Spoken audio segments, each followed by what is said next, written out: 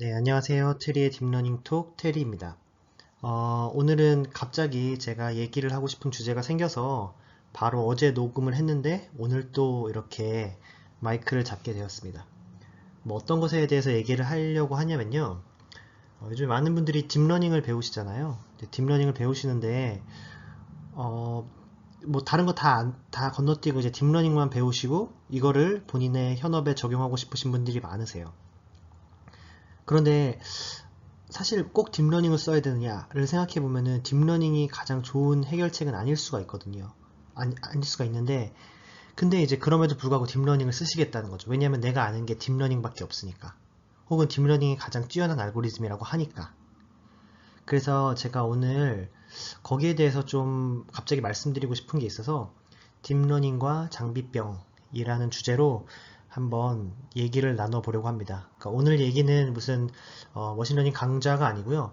그냥 머신러닝 메서드를 대하는 자세, 내가 문제를 해결하고자 하는 데 있어서 머신러닝을 적용할 때 어떠한 식으로 접근을 해야 되는지, 어떠한 기본적인 태도를 가지고 접근을 해야 되는지에 대해서 한번 생각을 해보도록 하겠습니다. 먼저 아시는 분들은 아시겠지만 제가 권창현 박사님, 그 다음에 최윤섭 박사님과 함께 이런 페이지를 하나 하고 있어요. 대학원생 때 알았으면 좋았을 이야기들 이라고 아마 페이스북에 치면 나올 텐데요. 거기에 있는 글 중 비운의 글이 하나 있습니다. 권창현 교수님께서 쓰신 글이신데 너무나 좋은 글인데 공유가 한 100 몇 번? 150번 정도밖에 안 된 아주 비운의 글인데요. 근데 오히려 이것에 대해서 이제 박사급이나 교수급 되시는 분들은 굉장히 많이 공감을 하셨어요. 바로 뭐냐면은 연구와 장비병이라는 주제의 글이었습니다. 안 읽으신 분들이 많으실 테니까 제가 그 중에 일부를 읽어드릴게요. 이제 구창현 교수님께서 이제 들은 얘기가 있었는데 한국의 한 기계설비를 만드는 업체에서 미세한 소음을 잡고 싶었대요. 그래서 이제 유수한 전문가들을 불러가지고 이 소음을 어떻게 잡을까 하니까 각자의 전문가가 자신의 분야에 맞게 뭐 음향 분석도 하고 영상 분석도 하고 진동 분석도 하고 열 해석도 하고 각종 최신 테크놀로지를 적용을 했다는 거죠. 근데 결국 문제를 해결하지 못했어요. 근데 결국 그 문제를 해결한 것은 무엇이었냐? 바로 어떤 사람이 와서 기계에다가 청진기를 대서 그 부위를 정확히 알아내니까 해결할 수 있었다는 거죠.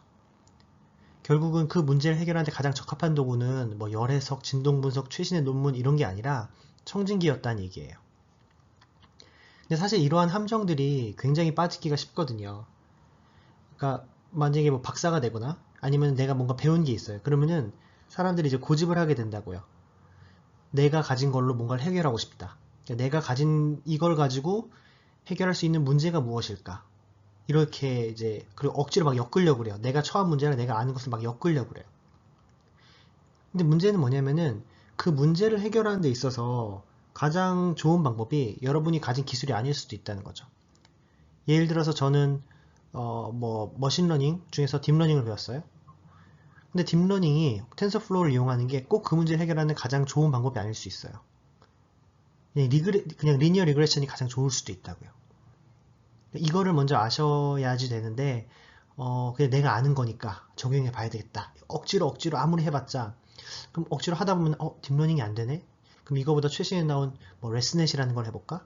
아니면은 구글렛을 해볼까? 막 여러 가지를 막 다 대입해봐요. 근데 역시나 안 돼요.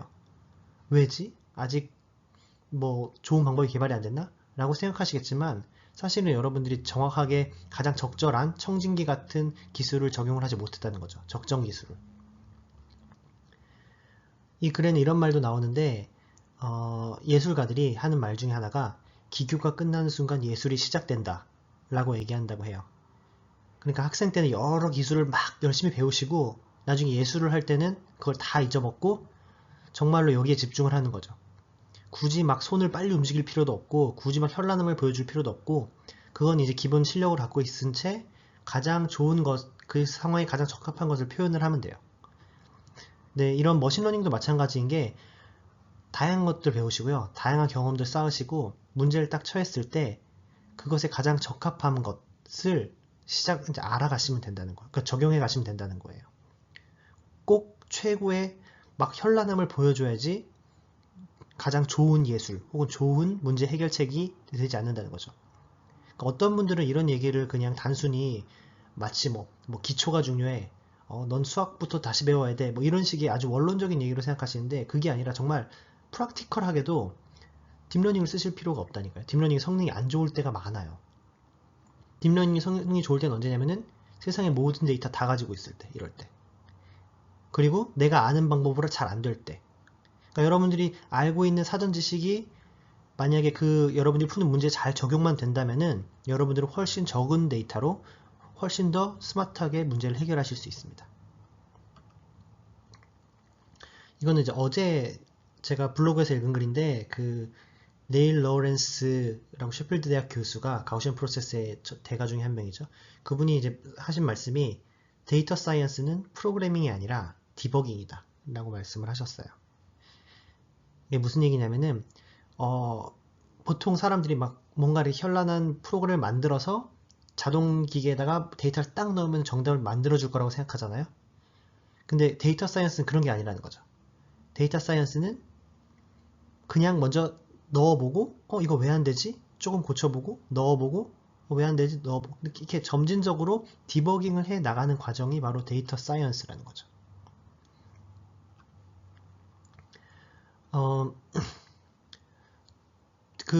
다들 이런 말에 공감을 하세요. 세상에 더 좋은 머신러닝은 없다. 더 적합한 머신러닝만 있을 뿐이다. 이런 말씀을 하시는데요. 저도 이 말에 굉장히 공감을 합니다. 그러니까 더 우열이 있는 게 아니라 각각의 머신러닝마다 강점이 있는 부분이 있고 각자가 가정을 하고 있는 부분이 있고 거기에 따라서 여러분들의 현 상황과 가장 적합한 머신러닝 메소드를 골라야 된다는 거죠. 그러니까 만약에 그럼 처음에 내가 어떤 방법이 제일 잘 어울리는지 모르잖아요. 그럴 때는 그냥 가장 잘 아는 것부터 적용을 하세요. 예를 들어서 뭐 난 뉴럴넷밖에 모른다라고 하면은 그냥 뭐 2레이어, 뭐 3레이어짜리 그냥 뉴럴넷을 한번 집어넣어 보는 거예요. 그게 뭐 동작을 잘 하는지, 그걸 가지고 뭐 뎁스를 늘리면 어떻게 되는지, 히든 유닛을 늘리면 어떻게 되는지, 내가 오버피팅이 일어나는지, 아니면은 뭐 데이터가 더 필요한지, 뭐 이런 것들에 대해서 먼저 자기가 잘 아는 거 가지고 놀면서 내가 부족한 게 무엇이구나, 내가 부족한 건 데이터구나, 혹은 내가 부족한 건 뎁스구나, 혹은 내가 부족한 건 뭔가 이 데이터의 프리프로세스에서 뭔가를 해줘야 되거나, 이런 것들을 이제 알아가는 것이 이제 데이터 사이언스라는 거죠. 단순히 최신의 논문을 그대로 적용하고 혹은 코드를 갖다가 적용해보고 되네 안 되네 다라고 단순히 판단하는 게 아니란 말이죠. 그래서 데이터 사이언스 혹은 머신러닝이라는 것은 블랙박스에 맡기는 것이 아니라 하나하나 처방해 가는 것이다. 그러니까 무한한 삽질의 반복이다 라는 얘기를 드리고 싶었습니다. 그래서 여러분들이 지금 이제 뭐 머신러닝, 딥러닝 배우시는 분들 많으실 텐데 처음부터 딥러닝을 해보고 되네? 안 되네? 이게 끝이 아니고요. 그러면 이제 답이 없거든요. 그러니까 여러분들이 딥러닝을 쓴다는 건 이미 여러분들은 그냥 블랙박스에 딱 막혀놓고 기도하는 거예요. 잘 되라. 근데 잘 안 되면 어떡할 거예요? 그러니까 그런 대책이 없다고요. 그래서 어떻게 하셔야 되냐면은 처음에는 그냥 간단한 것부터 출발을 하셔서 간단한 것에서 내가 지금 왜 안 되는지를 파악을 하시는 게 중요해요. 그리고 나서 내가 이제 문제점이라고 생각하는 것에 해결책적인 방법을 제시를 해서 갖다 붙여 넣어놓고 그것이 진짜 해결을 하는지, 근데 그것이 진짜 해결을 만약에 못하면은 왜 못했는지, 이런 것들을 끊임없이 고민을 하셔야 된다는 거죠. 그럼 언제 딥러닝을 갔냐 하면은 딥러닝은 사실은 이렇게 레이어를 거치면서 좀 더 복잡한 구조를 데이터 스스로 알아내게 하려고 하는 거잖아요. 그래서 또 데이터가 많이 필요한 거고. 그러니까 여러분들이 아무런 사전 지식이 없고 정말 데이터만에서 어떤 복잡한 구조를 끄집어내고 싶을 때, 이럴 때 이제 딥러닝을 사용하시는 거고, 하지만 그거는 이제 철저하게 데이터의 양과 질에 관련이 돼 있다. 레이블의 질도 관련이 돼 있고요.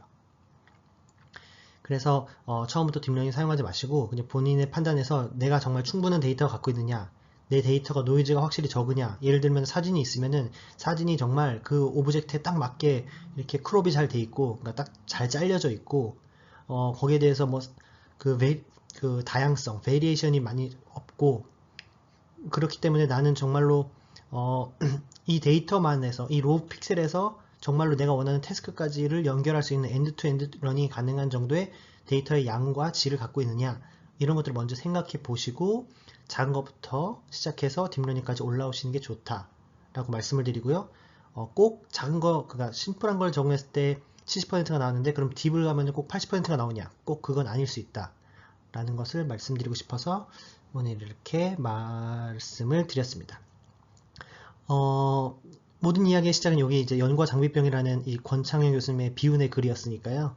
한번 가셔서 한번 보시고 공감하시면은 공유도 하시고 그러시면 좋을 것 같아요. 네, 그러면 다음에 또 뵙도록 하겠습니다. 감사합니다.